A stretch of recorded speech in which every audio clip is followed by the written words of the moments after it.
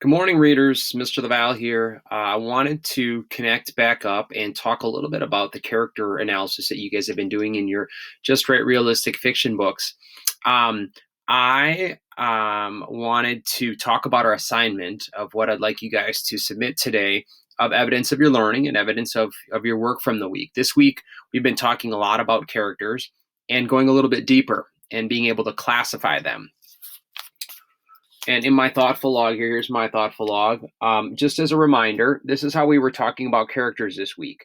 We were talking about characters and being able to describe them as either major or minor, meaning are they the main character or are they a supporting character? Main characters show up in almost the entire book. Minor characters have a supporting role. We also talked about characters and learned about static or dynamic characters. Static characters stay the same. They did not change throughout the course of the book. Dynamic characters change. Either life experience changes them. Maybe they go from good to evil. Maybe they go the other way. Maybe they have kind of this change of heart. Again, we looked at characters and we talked about if they're static or dynamic. And then finally, we talked about if characters were round or flat. Round are very complex characters that have a lot of sides to them. Flat characters are one-dimensional character. They basically can be summed up in one word or one major quality, okay?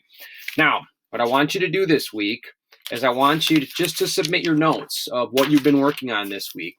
Here are my notes that I've worked on this week, okay? I picked the book Swindle, and what I've done is I've made some notes on the different characters in the book Swindle. So Griffin, he was a character that we were introduced to right away. I described him as a major character because he's the biggest character in the story. It's his plan. So he's in almost every single chapter. I described him as static. He stays the same pretty much throughout the whole story. He's committed to the plan, the whole story. He always is showing courage or being brave. He's strong. He's determined to carry out the plan. But he does not really change too much. He's pretty static. So I described him and categorized him as static. I also categorized him as round. He's a very complex character. He stands up for kids. He cares about his friends. He's very courageous. He's a leader. There's a lot of sides to Griffin.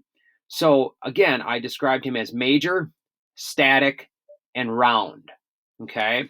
If I look to Palomino's a little bit down the page here. I made some notes on Palomino. He is major. He's a big character, shows up in a lot of the book. He is static. He does not change either. He is evil pretty much the whole time. He steals the card from the kids at the beginning of the book. He lies to people. He steals a hockey ticket at the end. He's just an evil dude, and we know that, and he's static. He stays that way the whole story. And then I also thought he was flat. He's a one-dimensional character. He is not super complex. What you see is what you get with Palomino. He's an evil dude. He doesn't have any respect for anybody else but himself, and he's very selfish. So those were notes that I made on Palomino. He was major, he was static, and he was flat. So you could do this for every character in your book. Okay, I shared with you Griffin and Palomino, but again, you could make notes on Pitch and Darren and Mr. Bing and Logan, categorize them as major and minor, static or dynamic, and round or flat. So hopefully this gives you an example of the notes that I'm looking for. It doesn't have to be perfect, but I want to just see what kind of thinking were you doing about your characters this week? And did you go a little bit deeper with some of the analysis and classification?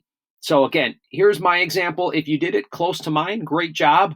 I want you to attempt it, and whatever notes you've made this week, please submit those so I can take a peek at it and I can see the wonderful thinking you are doing about your characters. All right, fourth graders, I hope you're enjoying a really good book that you're reading. I miss you guys tons, and I can't wait to see what you're producing and what you're thinking about as you read your awesome books. Remember, reading is thinking. Do some great thinking.